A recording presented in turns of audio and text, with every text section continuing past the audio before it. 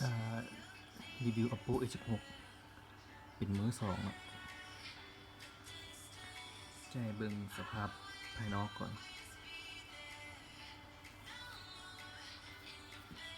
ตัวนี้เป็นสีฟ้าเนาะสแกนมือได้เนาะสแกนมือด้านข้าง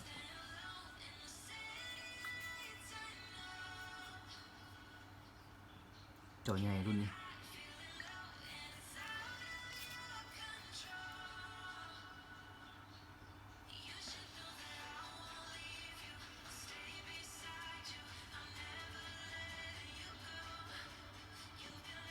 มีมือแบบนี้เนาะ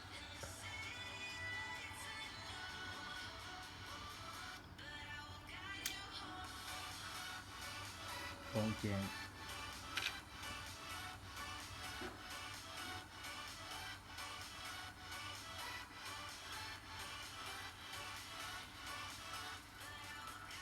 คุมงามเนาะกอง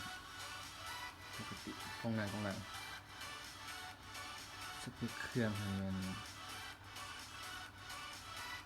ลำสี่ความจำ64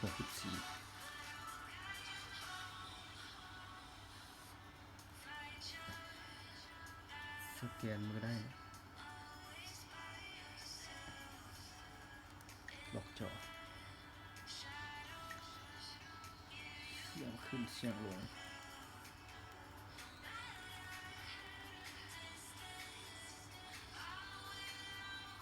ปกติทุกอย่าง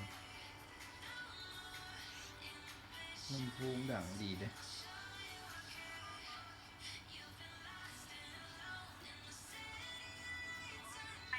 หมายเลขที่ท่านโทรหาบ่มีในระบบเครือข่ายหลัก GSM สุด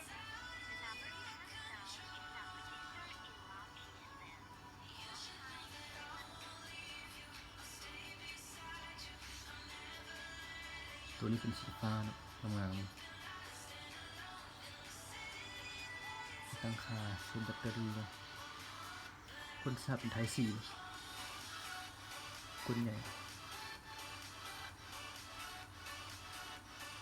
เปิดแบตเตอรี่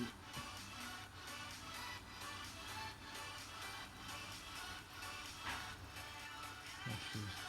เปิดครับ